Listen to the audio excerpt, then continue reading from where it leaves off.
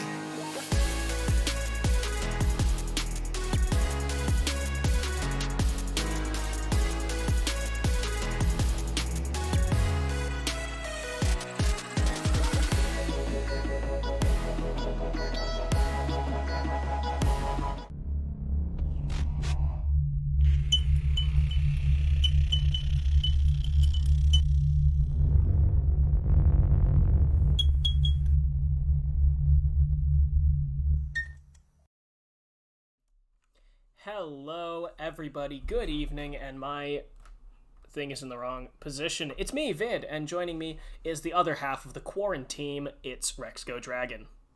Hello. What? Yeah, we got CFlow versus Pootie Tang Gang, I believe. Not sure who was on which side, but yeah, we have those two. First band being Vel'Koz, followed up by the Vladimir, both really strong champions. Yeah, the Vel'Koz, not exactly meta, but certainly, the Tentacle Monster is never a bad ban, and actually Bomb Voyage's Ziggs is going to be taken away on the other side.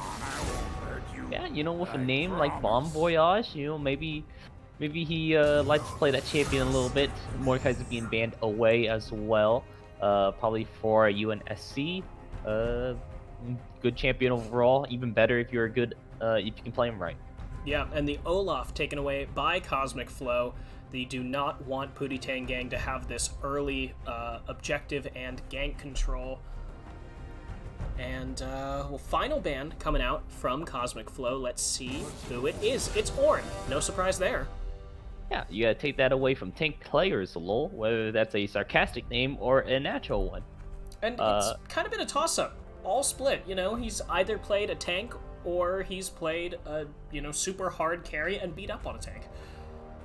Yeah, so, the name just works. Karthus is going to be picked up first, and looks like it will probably be in the jungle, so strong scaling jungler, while center is going to be picked up on the other side. Yeah, strong scaling AD, and coupled with the Tahm Kench, that is a recipe for fasting Senna. Yeah, good old fasting Senna. I believe they're nerfing that a little bit more. Next patch, we already have seen where each soul gives you only 0.7 of an AD as opposed to 1. And next patch they're going to make it so it's only like 22% chance instead of a 25% chance whenever someone else kills the soul. And now Kai'Sa and Set being picked up ADC, and I imagine Set would be in the top lane. Yeah, there is still the potential for set support, of course. That is something that we've seen time and time again. It's a little more of a counter pick, but it does work fairly well into Senna Tahm Kench, just because of being able to get the face breaker, pull in the Tahm Kench, especially once he's picked up the Senna, and then you get a two-man haymaker right up the mid lane, or right up the middle between the two of them. Yeah, and then Wukong is going to be picked up to round out their comp. I imagine or for this first round of picks, I imagine that it will be more geared towards the jungler, since Wukong is such a strong jungle champion. But it could also be flexed into the top lane, considering he has pretty good bruiser damage as well. So if it is set in the top lane, he can still duke it out with him and have a little bit of maneuverability in order to dodge the haymaker. And then going for the bans, we have Morgana and Diana being the first ones. Yeah, still, Pootie Tang Gang is targeting this mid lane. They don't want to let Bomb Voyage have his pick of the mid laner. It's funny that they banned Ziggs and Vel'Koz, two very similar sort of artillery mages, and then they banned Diana, who's like the exact 180 from that. No, I mean, I play Xerath, and I also play Talon. Those are my two main champions. I do a lot of damage, which is the combination of the two. So, yeah, and Orianna, they both do a lot of damage. They just don't all do it to the same number of people. Talon does 1 billion damage to one person, and Xerath does less than 1 billion to a lot of people.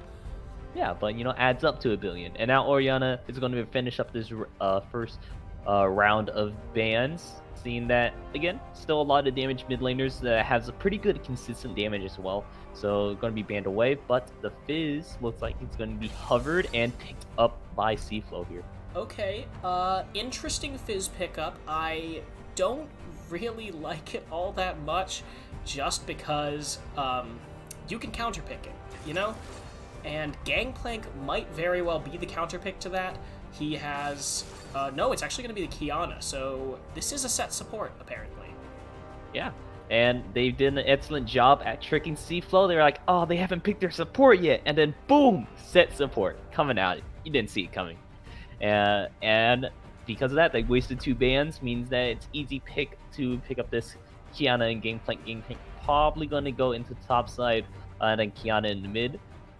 Just because Kiana can deal with a Fizz kind of okay, I'd say. Can deal a little bit better than a Gangplank. She's got more mobility. She's got a little little better lockdown, especially after the troll pole is used. So it will be a Wukong jungle. The Maokai will be matching the Gangplank in the top lane, and that to me is a very interesting matchup. Yeah, especially because, well, since we're already waiting, we can go ahead and talk about these matchups. Gangplank, now since Kleptomancy is gone, he isn't really going to be playing as safe and try to use his Q mainly for just poking, but instead of for these early all-in trades. So then he can do a lot, especially because he typically gets the Grasp of the Undying, since he gets the melee part of it all times, including whenever he uses his parlay. So it makes his trades pretty well against tankier units as well. So it'll be pretty interesting how well tank players LoL can handle against the Maokai. Yeah, I'm looking forward to seeing his play pattern, mostly because, as you said, with the Grasp of the Undying, Maokai could either go Grasp or Aftershock. If it's a Grasp v Grasp matchup, I am looking forward to seeing how Gangplank kind of puts the pattern of his trades in, because what you ideally want to do is kind of get in there. If you're going to go for a trade, you're going to get in there, you're going to hit him a couple of times, you're going to back off at about the 3-second mark, and then you're going to cue him with the parlay to get the Grasp of the Undying and get ahead of him in health. But otherwise, if it's the Aftershock, we could see an entirely different thing coming out where he's just going to try and shove him under turret. Yeah, and then aiming for that later parts of the game where he's a lot more useful for his team just because of the Aftershock preventing a lot of burst damage from Kiana. And yeah, just mainly the Kiana for the burst damage. Now into the jungle, we have Wukong versus Karthus. What do you think? I think this one should pretty solidly go in favor of Wukong.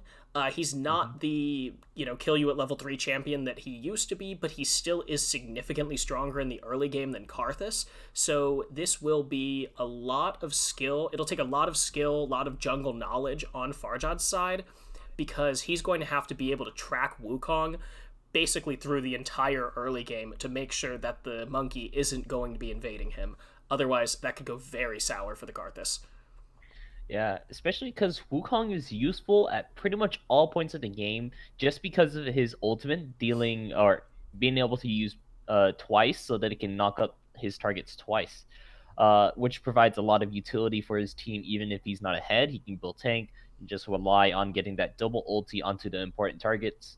As for Karthus, he kind of has to play safe, where if he gets behind, he loses a lot of viability for his team until he gets back into the game. So it will really depend on how well Farjad can play against this Wukong and if he can safely scale and not get too far back behind. Yeah, basically, if Karthus keeps even through the early game, he can really start to pull ahead. But now the mid lane, it is an assassin matchup, a lot of mobility, and a lot of single target deletion. So what's your take? Kiana versus Fizz. Kiana and Fizz is pretty interesting, mainly because I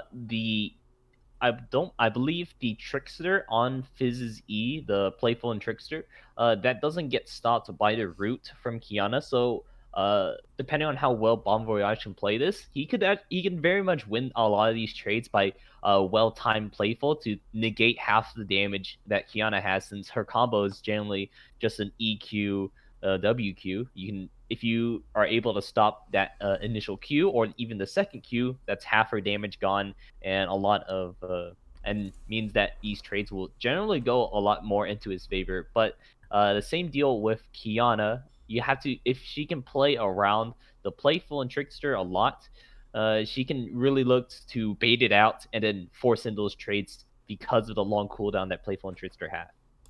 Yeah, it's, again, another skill matchup, and I think this might be swayed a little bit by early jungle pressure from Wukong, but of course, at level 6, then Fizz needs to play a lot safer because you can't Playful Trickster the Requiem. Then finally, the bot lane is the only lane that we haven't discussed at length, so Set Kaisa, a little more flavor of the month with the Set support versus the Senna Tahm Kench, and it very much looks like a fasting Senna. Yeah, it's pretty interesting. I personally actually haven't seen any set supports, but it does make sense with your early, like, little bit introduction of why it works, where you can just pull Tahm Kench and then it'll just bring Senna along. You have an easy haymaker in the way. And then Kaisa bringing the Hail of Blades as opposed to Lethal Tempo means that she's looking for these early game damage as well against the Senna and try to pick up these. And of course, the big benefit, it works in the support role for the set because he can still be useful in the lane, but really the big advantage at the end of the day is that you are going to have one more tank who can really help zone, peel, and of course just use that showstopper and just yeet UNSC or Chimmy into the middle of CFlow and hopefully turn a fight. So we've got it here. Top two teams battling it out. It's Pootie Gang versus CFlow. Would you like to introduce our blue side? All right. For the blue side, I believe this is the Pootie Gang, because the other side has their clan tag as CFlow. It'd be real troll if Pootie Gang just has CFlow as their clan tag. But Pootie Gang on the top side, we have tank players, Lol playing Gangplank, Farjad playing the Karthus in the jungle, Mara Fox playing the Kiana in the mid lane, and 30 Audacity as well as the Dr. Swiggy Wiggy playing the Kaisa and Set bot lane. Meanwhile, on the red side, the number one team, CFlow, UNSC in the top lane on Maokai, Chimichungus in the jungle on Wukong, Bomb Voyage playing Fizz for a change in the mid lane, and the bot lane, Chimmy and Skylar Toon on Tom Kench and Senna. Ooh, Bomb Voyage, don't step up too far. Ooh, that is a lot of damage that he's going to take so early. He actually takes the Playful Trickster first in order to get away. Yeah, which it helps him get away, but it's gonna make it so Marfarts really wants to capitalize that he picked Playful and Trickster first. I mean, it's a lot harder for Fizz to farm under this tower, so if he can get this wave shoved in, maybe just slow push the first two and then hard shove the third, or maybe just hard shove the second one, then he can really get a lot of advantages out because of the lack of farming tools. Yeah, the first couple of levels here are going to be super important just because all of Fizz's, Fizz has got his safety locked in, but he doesn't have any of his actual abilities that Fizz normally goes for early. Meanwhile, in the bot lane, Dr. Siggy Wiggy having a bit of a rough go of it just because of this ranged Senna being able to do stuff, but now Dr. Siggy Wiggy is going to actually flash forward onto Skylar Toon, but he gets so much damage off onto Chimmy.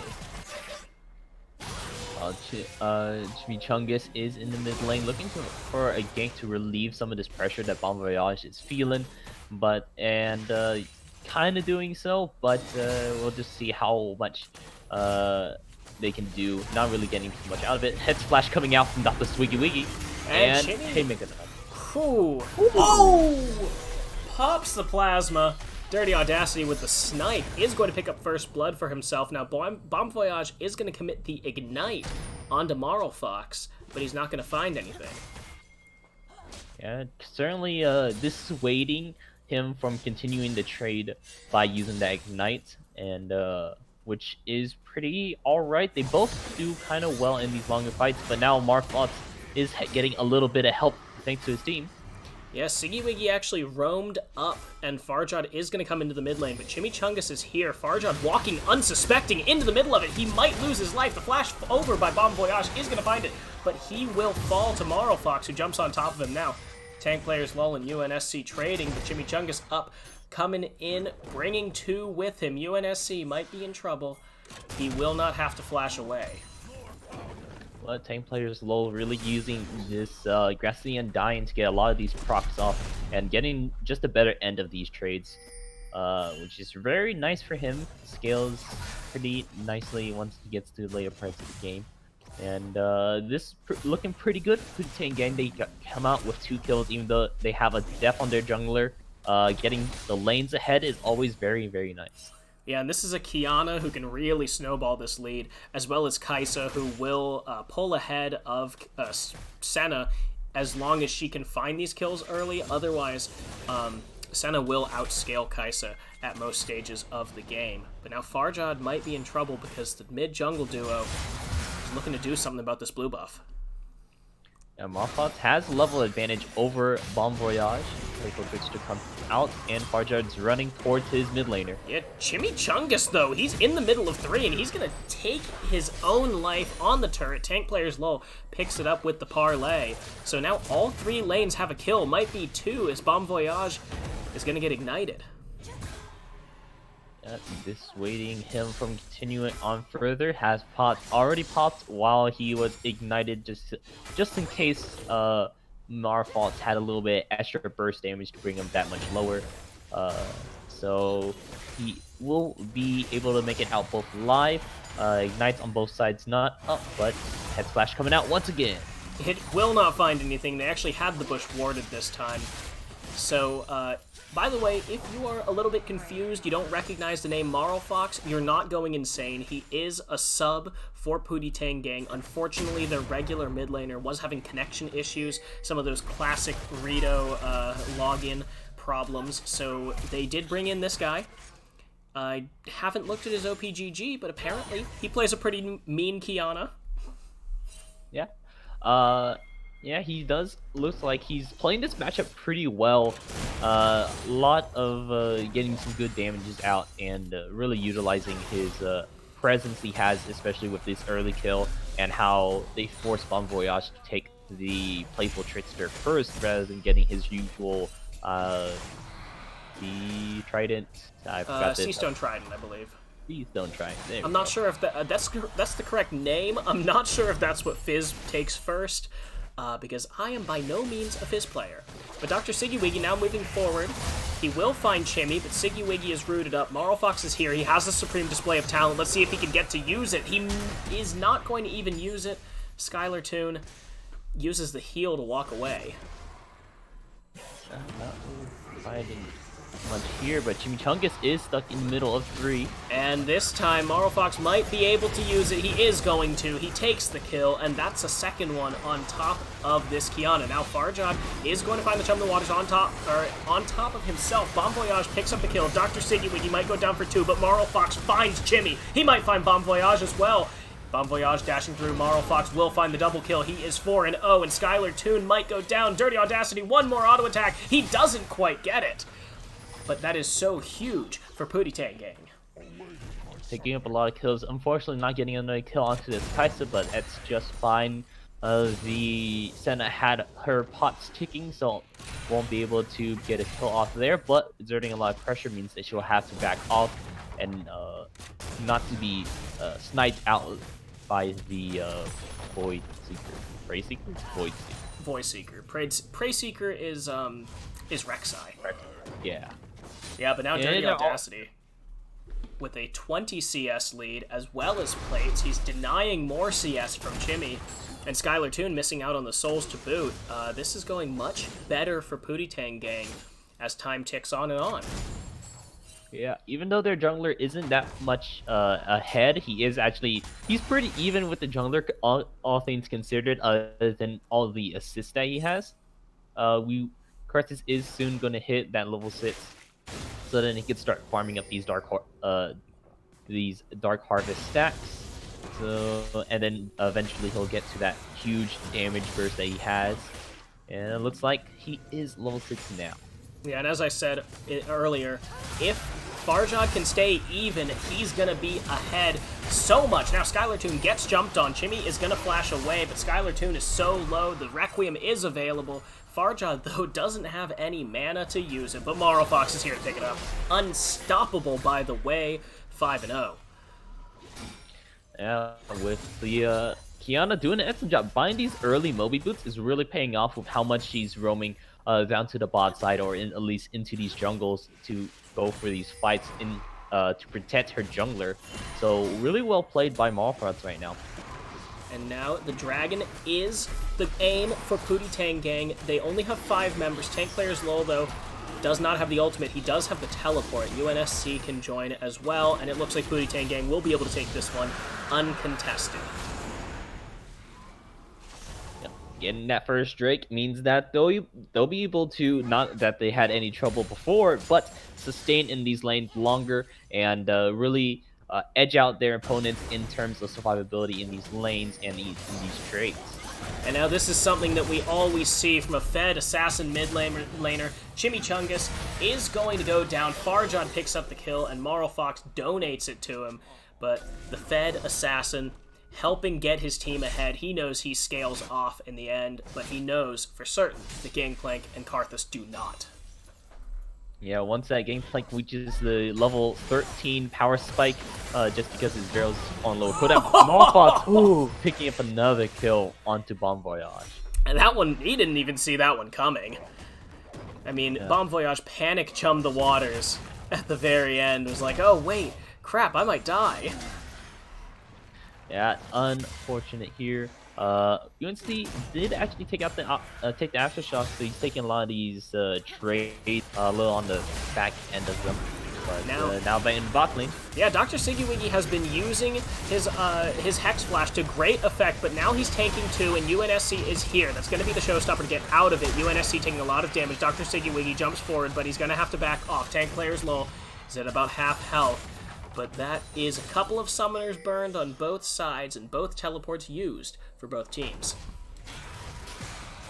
Both TPs down. In order to make sure that both sides don't necessarily die to each other, UNSC is protecting his bot lane while top players low. Make sure it's a 3v3 and not missing out too much. Because Farjad was in the top side means that he's going ahead and pushing out these lanes and getting some solo EXP and gold for himself.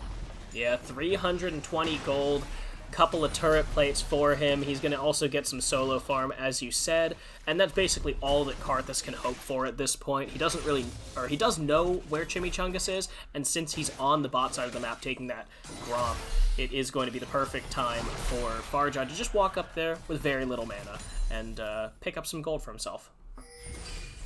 Yeah, really getting himself a little ahead because he picked up some of that lane EXP, not taking up too much, so then he gets the Monster Hunter passive because it's not a funnel comp. So really getting that use, but Malfox is now in the top side.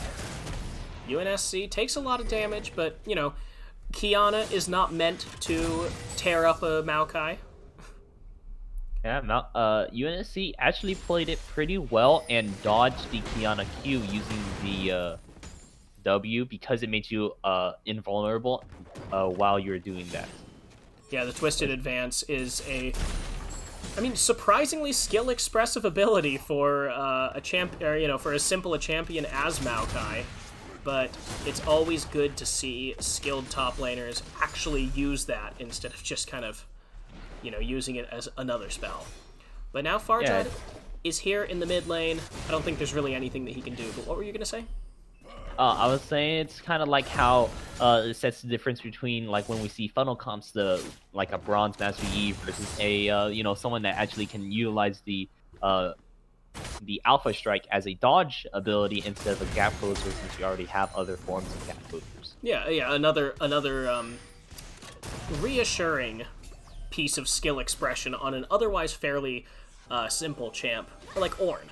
You know, Ornn using the Unstoppable to buffer CC. Yeah, that really sets the difference in some players, how they actually use it to the full advantage rather than just you know, not really realizing the full potential that you could have with those abilities. To take an old Riot-ism, it separates the good Maokai players from the great Maokai players.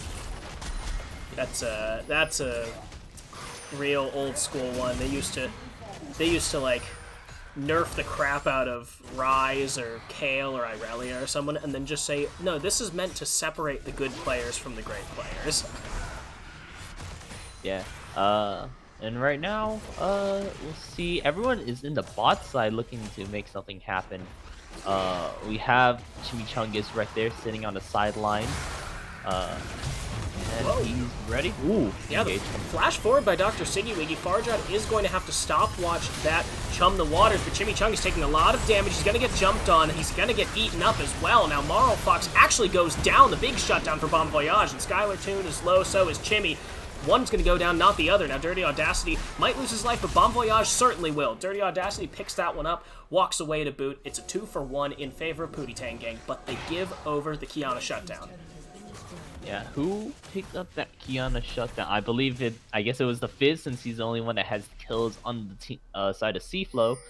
which is pretty good. So hopefully he can do what Kiana's doing right now and bring some of that influence to the rest of his team and a lot of pressure in order to get this Senna kind of back into the game, seeing that she is mainly relying on getting a lot of these souls. So if she can go ahead and like has a little bit of assistance in the bot side, get a couple kills, pick up those souls once they drop, will definitely help out a ton. Yeah, we did see Marl Fox doing that, like you were talking about, helping his other laners get ahead. He did that with tank players Lul, helped out Farjad as well. Bon Voyage, now that he picked up that 1,000 gold shutdown, he is pretty much on the same level as Marl Fox in terms of gold, so he needs to do the same thing or at least match the pressure so that his team can continue to scale up and try and get this, unkillably tanky Maokai, or just let Senna get that 80, 100 soul power spike that is when she really starts to get oppressive. Yeah, like super long range, having 100% crit chance, just all of the things you really want onto Senna once you reach that point. But it's really getting to that point. And right now, Farjad in the top side, Dirty Audacity right following behind. And there goes UNSC. Dirty Audacity gets the kill. Farjad donates that one over, whether by altruism or by a lack of mana. But in any case, Kaisa is now 3-0-3, has that full Manamune, and is working a little over halfway toward a Guinsu's Rageblade. Yeah, all she's missing is just a little bit extra gold in order to finish that up. Dr. Swiggy's looking to pick up another kill right here onto Jimmy, and might find it right here. There is a lot of damage coming out of that Kaisa and Set combo, but it will not be enough to cut down Jimmy without any harder lockdown. So still, Pootie Gang in a commanding lead. They do have 8,000 gold difference here at 16.5 minutes. And with the second Rift Herald spawned, it looks like they are going to go for that. Now, Marl Fox might get engaged on, but he is going to get the Invis out without UNSC finding a Twisted Advance. Yep, using that invisibility so you can't get that Twisted Advance, as well as just waiting for it. Thought the Swiggy would come here to even out the odds for a 2v2, a better 2v2 considering how strong both those champions are right now. Oh, Set moving forward. Oh, he doesn't get the Facebreaker, but it doesn't matter. Marl Fox with so much damage that Senna just cannot survive. Now, the inner turret gonna go down. Pootie Gang is currently 4-0 in turret score, and they're gonna get one more charge off onto that inhibitor turret. Yeah, and that inhibitor turret is looking really low. UNSC is engaged. Chum the Waters is out. It doesn't look like it's going to advance any further than that. Yeah, tank players Lul using the cannon barrage to disengage that. Bon Voyage did get a good Chum the Waters onto the most valuable member right now of Pootie Gang, but unfortunately, Marl Fox, or unfortunately for Cosmic Flow, very fortunately for Pootie Gang, Marl Fox made sure to disengage and not let that hit the rest of his team. Doesn't want a bad scenario, especially if Chimichangas would be able to get in there and get another 5-man knockup right after the Chum Waters for a big wombo combo coming out. So now, there isn't really much to be had for Pootie Gang. There's still a minute and a half left on both the Infernal Drake and the Baron. So for now, it looks like Pootie Gang will be relegated to pushing side lanes, getting that Karthus further ahead, and, I mean, they have a fairly strong late-game team. I mean, they've got 3 very well-scaling champions, so I don't really see how they can be punished at this point. I mean, you still have the potential that Fizz offers for his team, as well as Maokai. Surprising to say, like, Maokai is someone that can get really good picks, but he can with his Twisted Advance alongside of the wave of trees to lock down CC someone, and then have his team follow up. They can have the opportunity to get some good picks, but it's a matter of fact of finding these good picks that really makes the difference whether or not they can stay in this game or not. Yeah, I think, though, walking right into the middle of a team, Dr. Siggy is going to pull back UNSC, who is already at half health. Now, Marl Fox in the middle of the team, but he's taking a lot of damage. The Requiem comes out, but UNSC stopwatches it. He flashes forward, but he's going to go down. Marl Fox, though, loses his life. Dr. Siggy going to follow. It is already 2 for 1, and CFlow did manage to find a favorable fight here as the Dragon comes up in 10 seconds. Farjad is 2 levels above Chimichungus. He could try and look for the steal, but it might be a one-way ticket if he can't use that Blast Cone in. Yeah, and having a Senna on your team means that you kind of want to actually use that extra range she provides in order to hit that Blast Cone to make sure that no one's open. But now they're all walking over into the river where Bon Voyage can zone out pretty well. Kiki's coming in. Bon Voyage. Oh, he's very low, but he's not down yet. Farjad, though, he did lose his life. Chimichungus is tanking the Dragon while the rest of his team zones against the Pootie gang, and it looks like it will just be the Infernal Drake going over first one of the game for CFlow.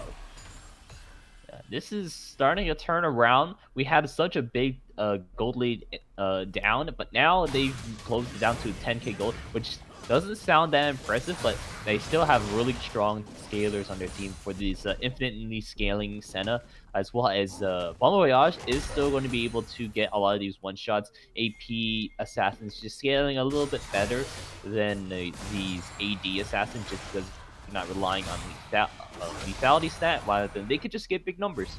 Yeah, not to mention, Kiana also has to cut through a Tahm Kench and a Maokai, whereas there really is only one tank on the side of Pootie gang, and it's the support set. So, this if this goes late, CFlow could definitely be in a better position than Pootie gang. They just need to make sure to kill the right, champions. And so far they've been killing the right champions. Make sure that Malfaults is out of the fight so he can't one-shot the Senna, and so then the Senna has free reign to start auto-attacking everyone. Farjad's going down early in these fights as well.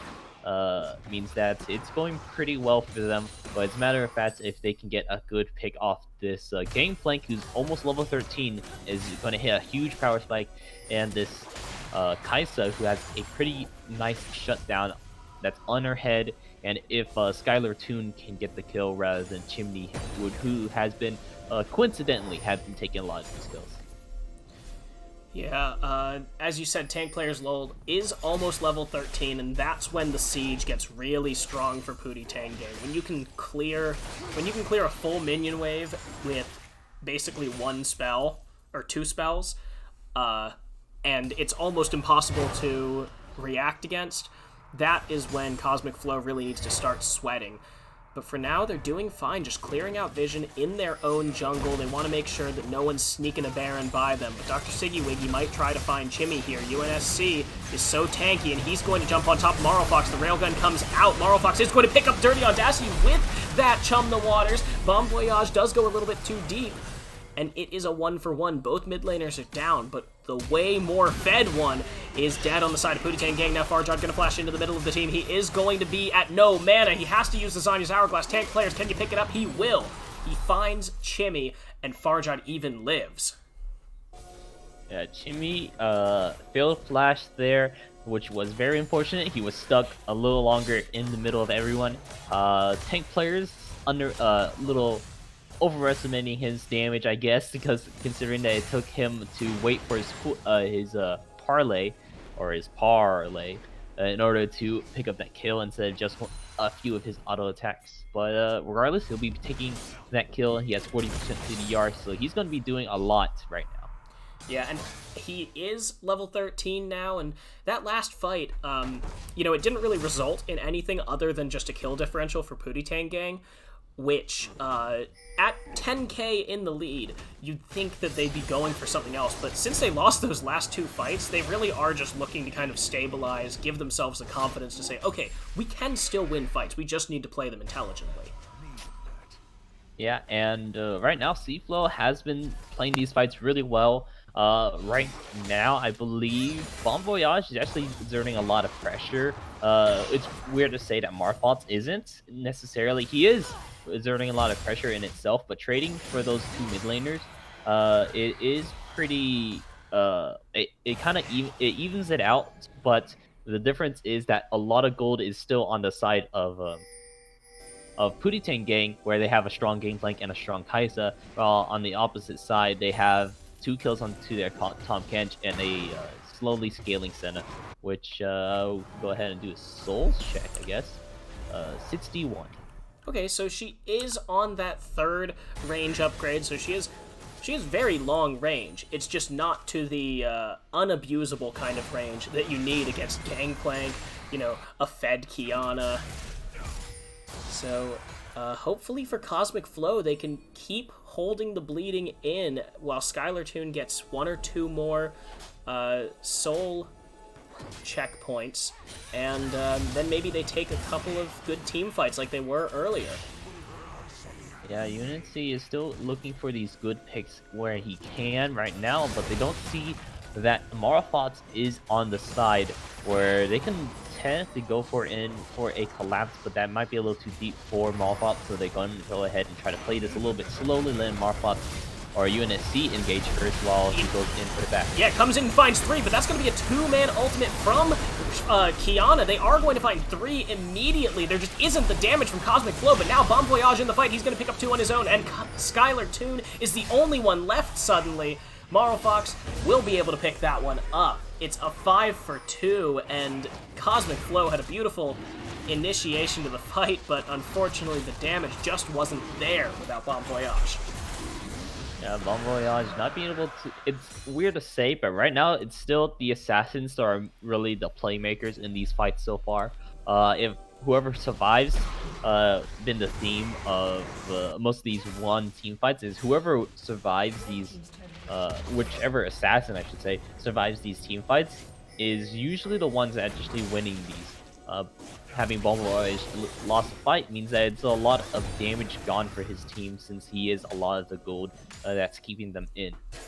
Yeah, he is currently 100% kill participation, 7 of the 9 kills that CFlow has. Meanwhile, Fox is similarly fed, 8, 3, and 8, but he has significantly fewer kills as a share of his team's total. Yeah, he has shared the love, as one would say, giving the kills off to his teammates as well, so they can be pretty strong even if Marafots is not there. But we're still in these early parts of the game, so these assassins being able to get really good damage off and survive these fights to maybe just repeat that and make sure that the ADCs go down is kind of what making the difference in these fights, until the ADCs and everyone else can scale up just a little bit better. And now here at 27 minutes, this is going to be where Pootie Gang tries to find a pick onto Chimmy. They're going to get the 2-man stun onto UNSC and the Tom Kench. Chimmy going to fall. UNSC may follow, but Chimichungus now into the fight. He uses the Cyclone. He's going to get a lot of damage onto Dirty Audacity, but he will die. It's a triple Requiem kill, and Bon Voyage is the only man left on the side of CFlow.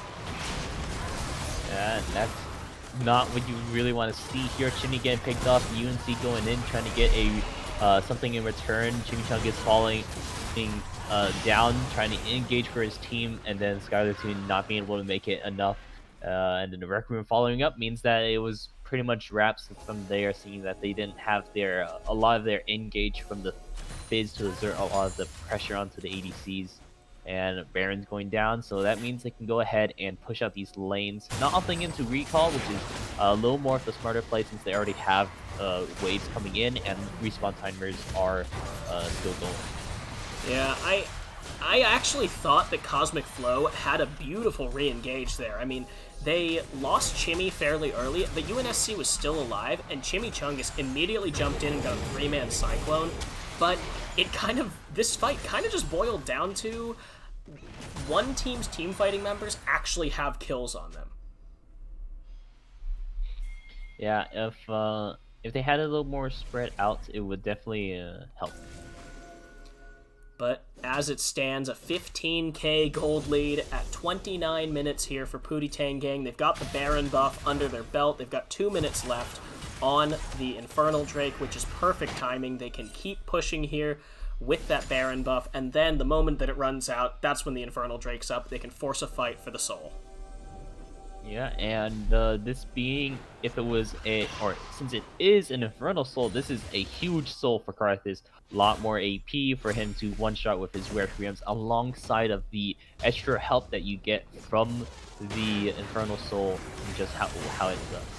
Yeah, not to mention, this actually keeps Fox in the game a significant amount longer because his execute potential just gets way higher. You know, you can definitely kill Skylar Toon now, as long as the Tom Kench isn't there, or you could even kill Bon Voyage before he can react with the Playful Trickster.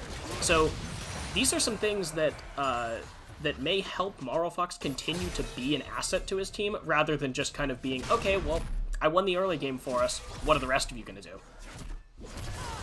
Yeah, he still has the strong ultimate as well to aid his team, but if they can get the Infernal Soul, like you said, he's going to increase his burst threshold by so much, and really still exude a lot of that presence, even if it makes it to the late game. Yeah, and I'm mostly thinking, like, after Skylar Toon gets his Edge of Night, or even a Guardian Angel, you know, all of that armor, it's much harder for the lethality to cut through. But when you have the extra burst provided by 2 Infernal Drakes plus Soul, it gets a lot easier. Now, obviously, at that point of the game, you just decided to stop becoming an assassin and just decided to switch over your build to a bruiser build, find the Valyrian King, the new Death Dance, all that fun stuff. Did you just crack the code? This is how This is how assassins get back into the meta. This is how they win. Yeah, you know, after they become irrelevant, you start buying bruiser items on Bruiser.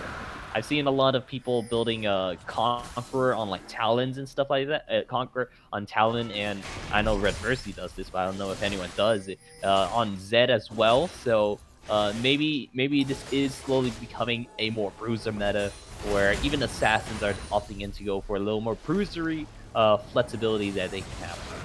But now, with the Infernal Soul, it looks like Pootie Tang are going to try and end this out, but Chimichanga is going to engage the fight on his own terms. That is the route onto Farjad. Fox is not going to be able to find the ultimate onto anyone but UNSC. Dirty Audacity now in the backline, going to find the kill onto Chimichangas. Bon Voyage will go down. Dr. Siggy Wiggy has not lost his life yet. Farjad tanking the turret. Now Fox will go down to the turret. It's a triple kill, though, for the Kaisa, and an ace for Pootie Tang. I believe this will be the game. Yeah, they already have super minions pushing in from the mid lane. They're going ahead and kite around this bot inhibitor as they make it to the Nexus Towers to finish up the game. As soon as one spawning is the chimney, but that's in 10 seconds, and I don't think that's going to be enough. Yeah, clean 32-minute win here for Pootie Tang. They got all 4 of these Drakes, and they managed to finish out the game in smooth, clean fashion, keeping their opponent to 10 kills. Yeah, and well played by Pootie Tang. Not to mention that like CFlow didn't have wasn't playing good there either. It was really surprising how they won so many fights, even though they are 10k gold down. But eventually it caught up to them. The Fizz being the only one with kills, and then Chimney picking up a couple of those kills instead of onto his carries, meant that they were severely lacking in the damage once it got to a point where Fizz kind of fell off as an assassin, as opposed to Skylar, the ADC, which could do a lot more DPS rather than upfront. Yeah, I thought there were a couple of those fights that Cosmic Flow, by all rights, should have won. It's just, at that point, Pootie Tang was able to smack him with the gold difference and just say, sit back down. So Cosmic Flow does fall down in this first game. They are currently 1 match ahead of Pootie Tang, but that may change next game, so don't go anywhere, because we'll be back for Game 2 in just a few minutes. Bye. See ya.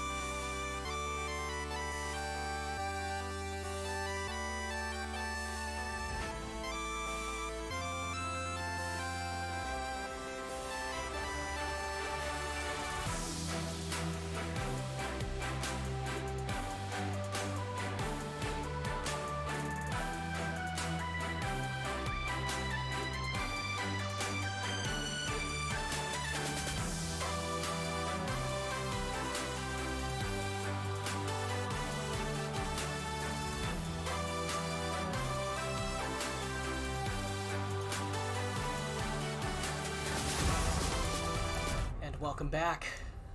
We are here in Game 2, where Pootie Tang Gang took Game 1 in fairly convincing fashion, and oh god, I forgot to put my hat back on.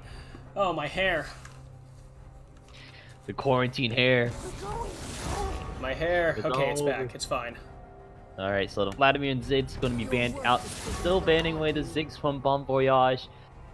Make sure he doesn't play such a strong poke and consistent damage champion such as Vel'Koz as well. Going ahead and ban away the Morgana as well for the bot lane, and then finishing their bans with Ornn. Don't want to see that.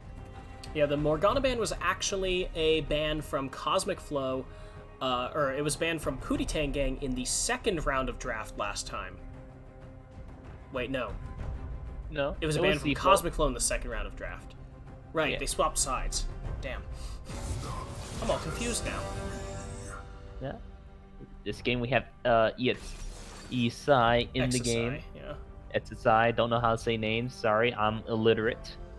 Be like that sometimes. Don't worry, and you're a this- League of Legends player. It kind of runs in the runs with the territory. Yeah, I gotta make room for more useless interactions. You gotta fit into my head. So Zillion's gonna be first one picked up for CFlow, and then Kaisa on the side of Pootie Gang. Yeah, so a significant departure in tone from how their bot lane went last time. Zilean is going to be much more pokey, much more, well, I don't want to say safe. He's got the, the last one was Tom Ketch, so Zilean, much more damage. A lot more enchanter-oriented than the Tom Kench Senna, so we'll have to see if CFlow picks up their ADC in this rotation. No, obviously they're having fun, and they're taking the Zilean in mid lane with Ezreal jungle, just like last season, where we saw a lot of Ezreal jungle, and the Olaf is going top lane. Oh shit, you right. But yeah, so the Zilean and Ezreal bot lane, which is a lot pokier and a lot more. They don't really want to go for all-ins, but they can get a lot of poke in, especially unless Ezreal goes for the Leave the Temple. Then he kind of wants to go in, but not at the same time because there's a set. So it's a little tricky situation there. Karth is still going to be picked up by the Pootie Gang to finish up their first round. Yeah, it's the same champions as last time, so we'll have to see if CFlow decides to, respond, make sure that they don't get their hands on that, well, what did they play last game? Maokai and Kiana. The Kiana really was a problem for CFlow, so I wouldn't be surprised to see them take that away from Pootie Gang. Yeah, it was actually Gangplank and Kiana. Gangplank did not have a tank Maokai other was than CFlow's. Yeah, so they're going to go ahead and ban away the Gangplank, as I was talking about it. And Diana already taken away from the Bon Voyage. Maybe he'll go the Fizz again, but who knows? Depends on who they banned right here. Still got a little bit of time left. And yeah, so it's back to XSI in the mid lane as opposed to we had oh man, I already forgot. I only remember Fox. Marl Fox. Yeah, so we'll see. It's an entirely different person, so they're not going to be looking to ban out the mid laner picks or the Kiana, since it's going to be a different player playing the mid lane rather than the same one. So they're not going to necessarily worry about that. They're going to go ahead and worry about top players LoL. Nah, same dude, different account. Don't you know? You right. Duh. But it looks like it will be the Irelia pickup, which is an interesting one because that can flex mid and top lane, which still does leave the option for Set to go top. It does, and we'll see Irelia support. Irelia support, yes! Please. I mean, definitely not the worst thing, especially, when you consider how CFlow might try and, counterpick Irelia in the top lane.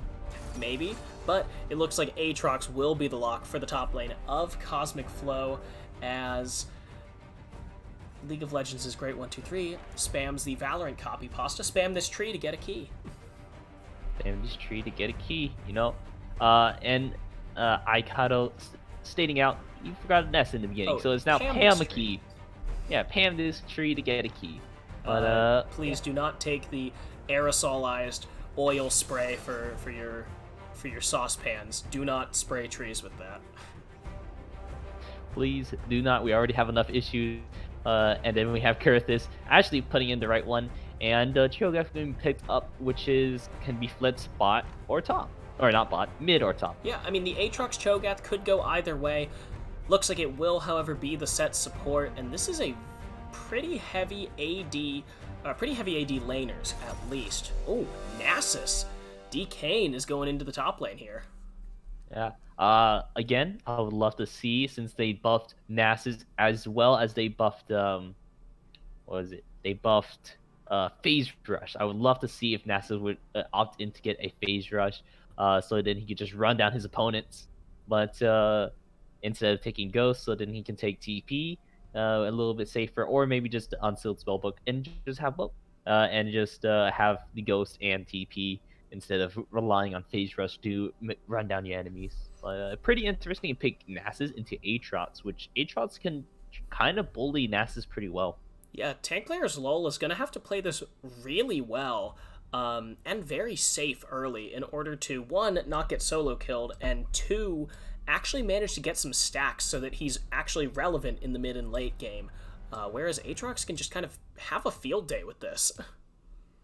Yeah, definitely. So, especially because they already have a scaling jungler, the Karthus, means that he's not going to be really expecting a lot of ganks coming in, especially because they have the Olaf on the other side, where he's just going to be able to get a lot of these. He can go in for early invades, so then he can 1v1 the Karthus very easily, thanks to Undertow at being in such a low cooldown if you pick it up, and as well as just how much damage Olaf does and heals. So it's really going to depend if his team can really push out these waves, which is generally what you want to do. Nasus doesn't really push out that many waves, as well as Irelia can push out waves in order to defend the Karthus a little bit.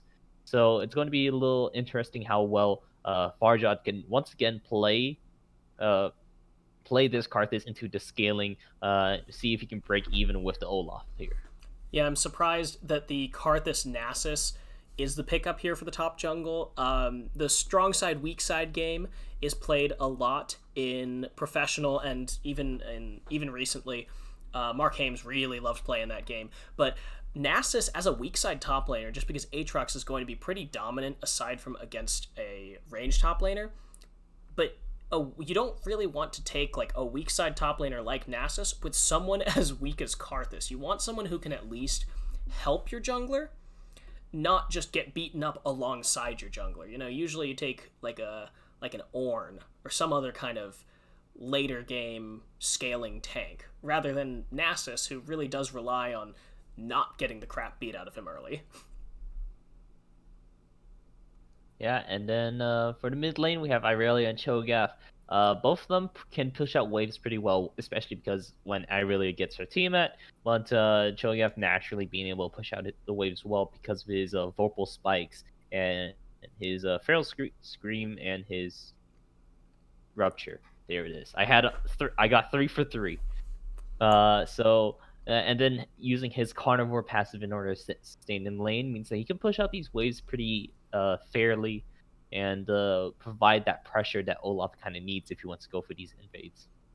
Yeah, Cho'Gath doesn't really roam as much as Irelia wants to, so it'll be interesting to see how Exocide is going to play this, if he'll just kind of give up lane pressure and try and roam back and forth.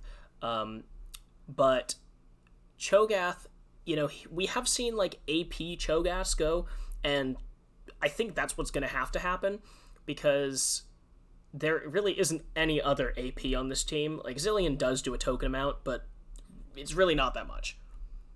Oh, now obviously, like Killer KC says in the chat, Ezreal going to get a third item, Gunblade, followed by the Ludens, so that he does tons of the AP damage on top of his AD damage. Sorry, what is this, TFT? You know, we have the classic. Yeah, we saw a bunch solo in the solo queue at least last season, where we have Ezreal when they made the tier changes. Only build one, so everyone was always like, you know, Muramana is still the better one, so I'm gonna build that. But I still like the 40% CDR, so I'm just gonna go ahead and finish my Ludens instead. The CDR, I still do a lot of magic damage, and you know what? Just to finish it all out, I'll get a Gunblade 2 for burst. Sounds like a plan. We'll have to see if Chimmy does, you know, everyone's memeing just a little bit, but we'll have to see if Chimmy actually does opt for AP items at the end of his build in order to kind of shore up if Bomb Voyage ends up going tank Cho'Gath rather than damage Cho'Gath. But we are into game 2 here.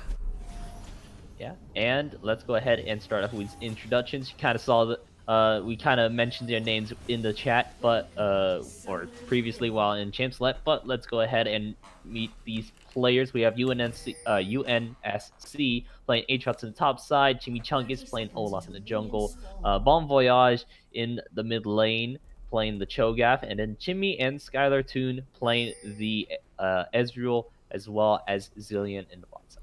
Meanwhile, on the red side, Pootie Tang gang, we've got Tank Players LOL on the Nasus. He actually went for Unsealed Spellbook, and he has Ghost Heal, the absolute madman. Farjad in the jungle on Karthus, Exocide in the mid lane on Irelia, and the bot lane Dirty Audacity and Dr. Siggy Wiggy running it back with the Kaisa and Set. So let's talk about this Nasus, because this is exactly what you hoped for. Well, not exactly what you hoped for. You hoped for this, among other things. Yeah, I mean, I just want to point out, he used his Ghost already to get to lane. Yeah, that's pretty much all I wanted to point out. He's getting those early stacks of his Unsealed Spellbook. Look, it's already like almost halfway there. But Unsealed Spellbook doesn't give you the reset until after you take... No, it's fine. It's fine. It's the plan. He's going to D-Kane. You got this. I understand that he is D-Kane. And you know what? I'm going to chalk it up to D-Kane is so strong that he doesn't even need to play intelligently with his summoner spells. Yeah. I mean, he realized he doesn't need a flash against Aatrox. Why dodge the abilities by teleporting when you could just move a little bit faster? You can move a little bit faster. You could just wither the Aatrox, you know? They did increase over the range. The big brain tank players takes about half his health here and flashes the thumbs up emote. He's doing fine here. He is a cool cat. Or I suppose he's a dog. He's a cool dog. A dandy dog. Yep, and we see Bomb Voyage did get the first item as Doran's Reign to help him push out these waves just a little bit, so it gives Chimichungus that avenue if he so chooses. And players LOL opting to pick up his E next for just so he can pick up some of these minions that UNNC is zoning away from. Tank Players LOL is going to take all 3 hits of the Darkened Blade, but he's got the Rejuvenation Bead, so he did pick up that constant regeneration knowing that he was going to get beat up in this lane. So he actually was planning for this, more or less. Yeah, and Nats is one of the champions that has a decent amount of base health regen, so he is getting some use out of that pretty well. Not as good as like a Darius or Vi, I believe it has the highest base, level 1 at the very least. So, but still going to get some really good use out of it since he knows he's going to be poked out a lot in this lane, has the heal and everything ready. It actually is very surprising to me, just from a stats perspective, that Nasus has such high base health regen, but Exocide actually goes for the solo kill and picks it up onto Bomb Voyage. Now Chimichungus gonna find the return kill, and it is the 400 gold for Exocide, but another 150 gets put onto Bomb Voyage. Yeah, and Bomb Voyage not being a little behind in his lane right now, just because now he's down a kill, and he's already down some CS, especially because Chimichungus had to push out the... so it made it a little harder for him, but his jungler is going to be is a little more fed, so then he can look for some of these ganks either to the mid or top, or even bot side, if he so chooses. And Tank Players LOL finally actually gets to take some CS for himself. I believe his E is doing a significant more amount of damage than I would have thought it was, so I think he's actually maxing that early in order to deal with UNSC here. Yeah, he currently has no points in his W, has it all into his Q and E. So what is it? Is it 3-2 into E and then Q? Yep. 3 into Q, 2 into E. Okay, so he hasn't completely given up the lane. You know, if you're not maxing Q as Nasus, that's when it starts to get a little head scratchy. Like, Yeah, what are you actually doing planning this lane? But Exercise is just running it through.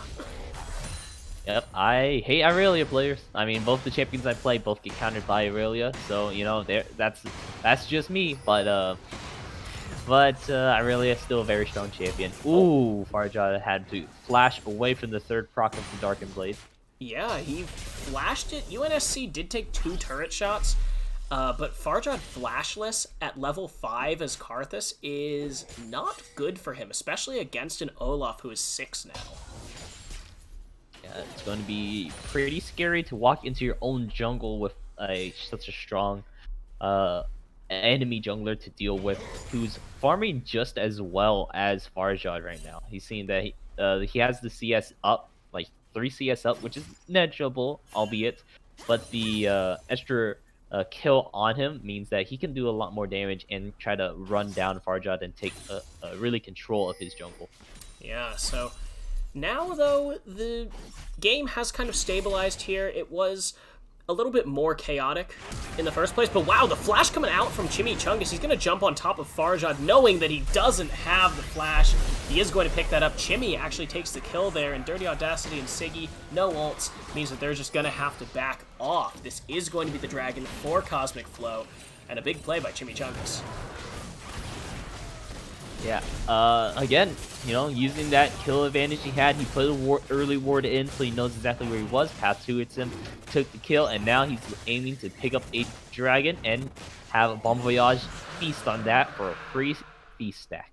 Yeah, that is good, giving Bon Voyage the feast stack. However, I do have to question it a little bit just because he fell behind against Exercise. It's not like he was kind of equalizing the lane there by giving up that CS. He actively fell further behind. Exercise is now 20 CS ahead.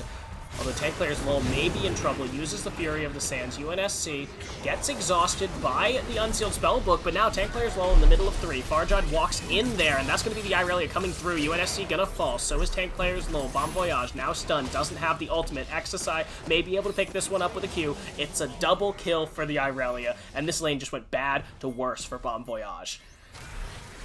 Yeah, and Saratune trying to roam up to help his team, but he's going to have to flash away, seeing that and Exercise doesn't get the stun, but he doesn't really need it. Skylar Toon now gets flashed on by Dirty Audacity. The heal comes out as well. Skylar Toon not going to die, but Chimmy is in trouble now. That's the Ignite coming from Siggy Wiggy. The Haymaker not going to do it. Now Exercise takes a bomb. That's a lot of summoner spells used for very little benefit. Farjad smites away the red buff, and now getting chased down by Chimichungus, who used the Ragnarok again. Yeah, and now, you know, it was looking really good up until that fight they tried to have. Exercise doing an excellent job. He's playing Irelia very well for his team, doing a lot of damage and getting these kills out. Tank player's low, losing out his life, not really losing too much because UNSC also lost his life there as well. And then managed to pick up a kill on Bon Voyage as well. So right now, SSI is ahead in his lane as well as a strong presence, which is going to stay persistent throughout the entire game. So this is a good kill to have onto him, have him a little bit fed, although all the kills is onto just SSI right now. Yeah, tank player's low, though, did get those 2 assists, which are pretty crucial for helping him back into this game here. You see he picked up the Warden's Mail and the Glacial Shroud. He's obviously looking for a Frozen Heart, but being able to actually move up on UNSC and not just lose all of his life is, you know, it's the big win here. But now Exercise is going to get chomped down. The shutdown coming out from the Cho'Gath. Yeah, and you know, picking up this shutdown is going to be really good for him. He's that much closer to get the Super Soaker, so then he can just run down his opponents and just nom onto them, getting more feast stacks. Yeah, so Bon Voyage currently on 2 feast stacks here at 9.5 minutes. He is still 15 CS down on Exercise, but the kill lead is shrinking, and with that, shutdown is also going to help. Now, Skylar Toon doesn't have his ultimate. Dirty Audacity going to find that one very easily. Showstopper coming out, so then he can take the kill and try to get this bot lane a little bit a little more in their favor, seeing that now they're tied up on kills but ahead in CF. And also ahead in kill pressure. Dr. Siggy can just threaten so hard with all of the different disruptive tools that Set offers, from the Showstopper to the Haymaker to the Facebreaker. And now Dirty Audacity and Siggy are sitting pretty comfortably in this lane, but there's a little bit of a Mexican standoff going here in the top, where both junglers are waiting for each other.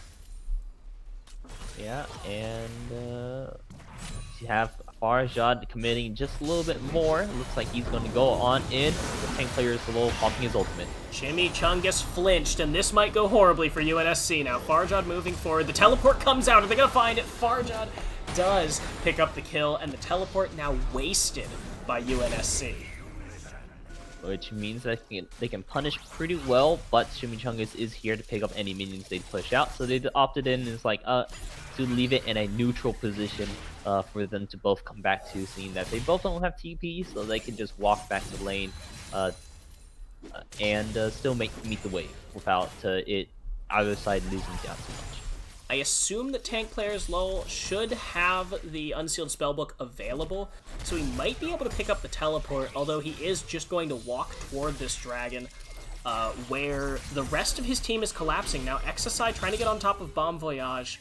He is going to get a lot of damage, but he doesn't force any big cooldowns. So now, 5 men of Pootie Gang sitting around this dragon. Yeah. Oh. Let me, no, I'll check it after this team fight. I think the spectator overlay might be a little bit small. Or the mini-map overlay might be a little bit small. I'm not sure. Riot changed something. Yeah. Everything was a little bit different when I logged in, but that is the dragon taken by Pootie Gang. Now, Chimichungus looking for an engage. Siggy is going to move in. He will sacrifice himself for his team, but Farjad needs to get out of there. He flashes away as Chimichungus jumps in. Yeah, and this is tied up the Drake game right now. Another kill for Jimmy means that they have a little bit more breathing room in terms of how well they can do. Right now, it's not coming out, but Jimmy has no mana in order to follow up with these zillion bombs. And just want to pick up some turret plates. Yeah, 2 turret plates, so this isn't that optimal use of Herald that we all like to talk about. But Farjad, though, he's going really low. He might go down. Not quite. Not quite. Yeah, it is not taking Dark Harvest on Civilian. Shame. Poor shame. Bringing utility to your team. What are you, a support player? Yeah, what is this nonsense? Come on, is Zillion supposed to be a support? No. Zillion's supposed to be a man. Yeah, it's supposed to work just like how Katarina's support works. If you kill them, then they can't hurt you. Yeah, you peel for your ADC by getting rid of people who want to hurt your ADC. Yeah. So, but unfortunately, not going to be pick up the kill onto Farjad, but still coming out pretty on top of everything. Bon Voyage has his ultimate available, so you might be looking to get that onto Exocide, or maybe just chomp down onto a minion. No real objectives are up for him to really launch on a monster to get a free stack. But whatever the case is right now, we have slowed down in pace. Yeah, it's a little bit calmer, a little bit quieter, certainly a lot less chaotic than last game, where there was about an 8,000 gold lead at 16 minutes. Yeah, now that I'm looking at the stream as well, yeah, the minimap is smaller than the overlay. We have a gap in between the timers. Yeah. Let me see if I can change something about that real quick. Tell me if a team fight starts. Alright, so I'll be entertaining you guys for now. Just a little bit of... There we go. Fixed! Nice. So, all fits. Didn't even have to wait that long. Nothing really happened in that time while you were gone. Everyone's just in farming up, trying to get to this scaling point of the game. Right now we have a bot lane in there, and wow! Dirty Audacity does have to use the Killer Instinct, give himself the shield in order to dissuade Chimichangas, but wow, the moment I come back, it's just Dr. Siggy gets exploded. Oh, the flash by Exocide to avoid the rupture. Now Farjad is going to get stunned up, and he takes so much damage here. Unfortunately, there's nothing for Cosmic Flow to take on this side of the map. Oh. Ultimate coming out just for the Dark Harvest stack. Yeah, and Chimmy did use his heal in order to pop that, but not really going to pick up the kill there, so... And now, Exocide does get ganked, but Chimichangas and Dr. Siggy are here to help. Exocide is gonna go so low. Bomb Voyage flashes forward, but Dr. Siggy takes the kill. Now Chimichangas on the run. Exocide might go down, but no, he jukes him out, and Farjad with the pickup there. Yeah, looks like Cho'Gath was unable to get his V-Stack eating just a little too early, and SSI managed to get out with a sliver of his life and kite away Chimichangas from really killing the rest of his team. Now UNSC is here. He's going to try and zone away Pootie Gang from this Rift Herald, but it will be a 3v2, potentially a 4v2 if Exocide decides to join. Like SSI is joining in, and UNSC is on the wrong side of everything. He does get two-man knockup. He's going to go back in, try and find Siggy, but he will lose his life. Bomb Voyage is here. He has the feast now. Bomb Voyage, though, will not live. The bomb's on top of him, but they won't do enough to kill. This is not turning out too great. I mean, ooh, and now maybe a soul kill onto Chimmy right here. Ooh. And it is going to be Chimichangas trying to heal up all the way, but Farjad will find the kill and barely live with a sliver of health. He does lose his support, but still Pootie Gang are going to pick up this Rift Herald. Yeah, going in one at a time into this 1v4. Eventually did net them a kill, but losing out on 3 lives. Not including Chimney that died solo to the Dirty Audacity, and then losing out on the Rift Herald as well, which means now this Karthus is kind of huge. Yeah, 4-1 and 2. He's got the double penetration items. It looks like he will be going for the full Morellonomicon, which usually people caution against. Most analysts, decry it for its gold inefficiency. However, Chimichangas, UNSC, Bomb Voyage, all 3 of them have a lot of built-in healing with their kits, so I think this is a very good pickup here for Farjad. It will free up his laners to build their regular builds.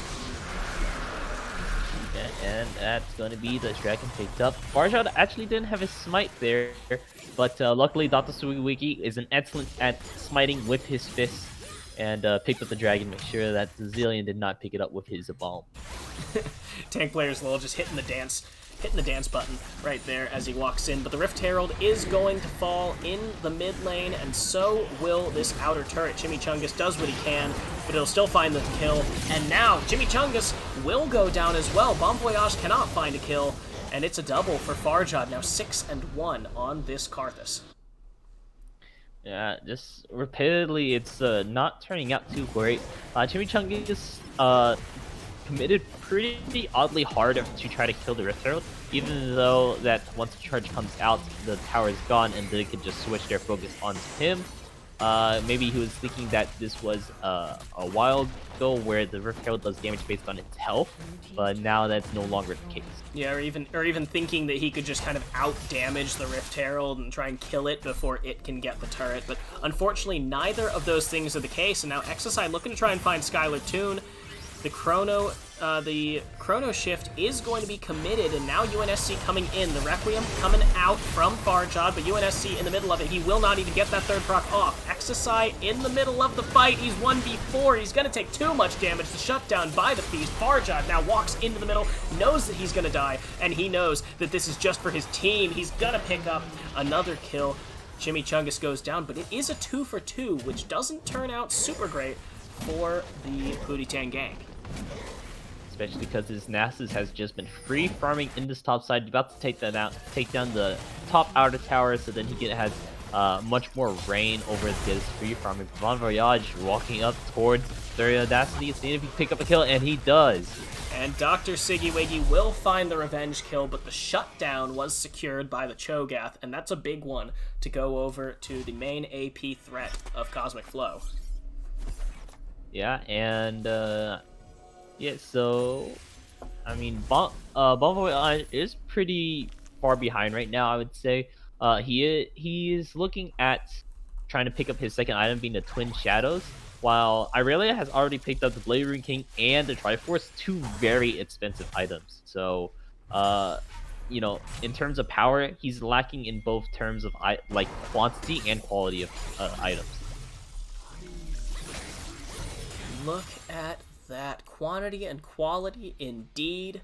And now, just over 20 minutes into the game, Pootie Gang currently sitting at a 5,500 gold lead. They are moving their members around the Baron. We do see a couple of pings on the way there, and it looks like they could just burn it here. They've got a very strong Kai'Sa, and I see no trouble in their future securing this, short of a Bon Voyage flash steal. Yeah, and I mean, 1,000 true damage onto your feast. If you can time it right with your jungler, just see it have that perfect synergy where he's like, oh, I'm hitting my feast button now, and then hit the smite at the same time. It can definitely make it impossible to lose out on the smite fights, but that would take quite the coordination in order to do. Yeah, it's the 3, 2, 1, go. Why didn't you smite, dude? When you count at, wow, Dirty Audacity actually uses the Killer Instinct. That might have been a misclick, but whether it was or not, that's a big cooldown to be used as Pootie Gang are going for the Baron here. Yeah, UNNC is teams it out, uses the plant in order to get vision on it, but the rest of his team isn't here. Chimmy's still in the bot side, but he's going to go ahead and in anyways. Yeah, UNSC goes in a little early, tries to disrupt, but he's just going to die. Dr. Sigawigi immediately showstoppers Bon Voyage. There is no feast to steal this. Now, Chimichanga, oh my god, he steals it while no one's paying attention. Farjad didn't have his smite available. He used it for something else. This was the big brain outplay, but unfortunately they did go in a little in a single file line there, losing out their lives, but they're preventing the Baron to go down, but they don't exactly have weight here now that Bon Voyage is down as well. So just these champions alone is enough to push out these waves, even if they don't have the Baron buff. Yeah, tank players LoL can tank it, especially since he picked up the barrier with his Unsealed Spellbook. This will help Pootie Gang secure that inhibitor turret, and now they're moving on to the dragon rather. Farjad is coming to meet them, but with Chimichungus just respawning now, running down bot lane, there's no chance of Cosmic Flow stealing this one. Yeah, and seeing that they're going to pick up their third Drake right there is looking very, very in favor of the Pootie Gang. They're getting a lot of extra stats for this Nasus, who already has the Frozen Heart, so, you know, he's already not taking a lot of damage. He's looking to pick up that Bramble Vessel, makes it so he takes even less, and it hurts them too. And with one magic resist item, that will be basically an unkillable Nasus. There's so much AD on the side of Cosmic Flow, and Bon Voyage will really not be trying to assassinate Nasus here. A lot of his damage is going to be focused on Exocide and Dirty Audacity. So, tank players LoL, he had a very rough start to this game, but he can come back into this in a very big way. Yeah, he's really showing out this DK. Yeah, showing off this DK right now, getting the river onto UNSC, flows with dropping down to his E, and just smacking down DK onto UNSC. He's trying to get survive, but he's not going to be able to. He got plus 12 done. In the words of the immortal Trick 2G, yo, DK, plus 12, get out of my face, bro. Watch out, Boomer 2G coming through. And now, Dog Champ is coming through. Exocide, though, does get engaged on by Chimichungus. He tries to jump through, cannot be disabled. Exocide will get enough, and Farjad actually picks up the kill. Exocide flashes over and gets away. The great escape coming out from the mid laner of Pootie Gang. Pretty good on Farjad. It's like, you know what, I'm gonna use my ulti. I trust. And Dirty Audacity And jumps away from Bomb Voyage. Now they might be able to find this here. The Chrono Shift coming out from onto Bomb Voyage, but it will not matter. Dirty Audacity finds the kill. Now Farjot flashes forward. He does get knocked up. UNSC might be able to find the third. He does. The shutdown on the Karthus, who oversteps. Yeah, but that doesn't mean they're not going to go ahead and pick up this inhibitor. They still have every lane pushed up very far, and it's only the bot lane that has survived, being the least amount of deaths on their team, but not being too helpful because they don't have that wave clear option. And ooh. Yeah, Chimichungus gets melted immediately in this fight. Tank Player's Lol pops the ghost. Chimmy running away. Dirty Audacity trying to chase, but Tank Player's Lol is on a rampage. Another plus 12 added to the list of decaying. So now Dr. Siggy, Wiggy, and the rest are going to take this inhibitor, and maybe they'll look for the end. Yeah, let's see how many stats that Decane have currently. We got solid 447. Oh, Dirty Audacity, Zanya's on UNSC, but you cannot Zanya's the point and click. And Exercise comes in, takes out the Aatrox. Now Tank Player's Lol finally loses his life. Dr. Siggy Wiggy, Haymaker to try and keep himself alive. He's gonna stopwatch as well. It's a double kill for Exercise. And now Pootie Tang Gang finally trying to find something in the way of the end of the game. Is Siggy Wiggy gonna get sniped? No, he does not. And Skylar made his way all the way over there, but it looks like he was sighted out by the minions, and now he's running for his life. He is running a lot faster than Exercise can, so the question is not can he get away, the question is can he get away and wait for the 8-second back. Well, I mean, this is Zillion, the master of hide and seek, so back whenever that was a thing, but looks like he's just gonna get ran down and auto-attacked by SI. Turns out you can Killian the Zillion. Go figure. Killian the Zillion has been accomplished. Looks like they can go for the end of the game now. You know, they have completed all their goals.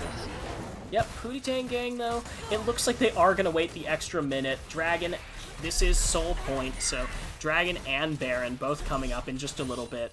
They could just, try and run it down, kill off enough of Cosmic Flow that they can find the end before Skylar Toon comes back up, but they've decided they're going to take the safer route. They're going to force Cosmic Flow to come out of their base with all 3 inhibitors down.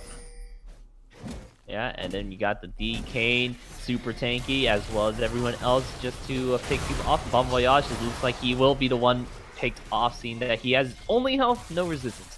Yeah, aggressive, moving forward with no vision in your jungle, no other teammates coming, and it does look like Pootie Tang Gang now handed this on a silver platter. They are going to be finding the end. Chimichungus is the only, he's at like 100 health, and he's going to go down. Farjad with the kill. UNSC trying to do what he can. He's going to jump onto Dirty Audacity, but it's not going to be enough. Dirty Audacity still lives, and Pootie Tang Gang will take this series 2-0. They will cement their place at the top of the standings here. But not before Zillion gets a Killian. So that is the end. Well played by Pootie Tang Gang and CFlow. These were the top contenders for the first place slot, I believe, right? They certainly look the best, but I think in the last couple of weeks, there has been a sleeper candidate, maybe 2 sleeper candidates. Let me switch over and check. Yeah, 2 sleeper candidates, Goliath Esports Lions and GSM Platinum. Both of them actually managed to climb their way to 5-2 as well, just like Pootie Tang Gang had. So with wins, they could all be tied at the top of the standings. Yeah, which would make for a pretty interesting finals to go through. But yeah, that was our game for tonight. Sorry we only had enough casters to do this, but everyone's still busy. Even though quarantine's going on, they still have the regular lives to get to. So, but thanks for tuning in for this game. Has been fun seeing Pootie Tang Gang really showing off these late game dominance that they can really pull out. Even though they had such a weak start, it doesn't really matter thanks to how strong their mid laner was to bring all that pressure, as well as CFlow, who gets pretty good early, can still get find some really good fights later on in the game, even if they're behind, but still not being able to finish it up. Yeah, handing over those early game leads really ended up being their downfall, because it looked like they could do a lot. They just needed to have at least even gold. But in any case, thank you for watching. I just want to say, everyone who tuned in tonight, thank you so much. We actually cracked 30 viewers for most of the stream, which this does make it the highest viewed regular season game of the split. So thank you everyone who came out. Thank you for watching. I know it's a really trying time, and we're really sorry that we can't stream more games than we currently are, but we're doing what we can, and thank you for understanding. So tomorrow, I believe, there is another game, and Friday is one more, although we might be doing something else Friday. But thank you everyone for watching. We will be back tomorrow. Please tune in, like, comment, subscribe, hit that sub button, and we'll see you tomorrow. Good night. Good night.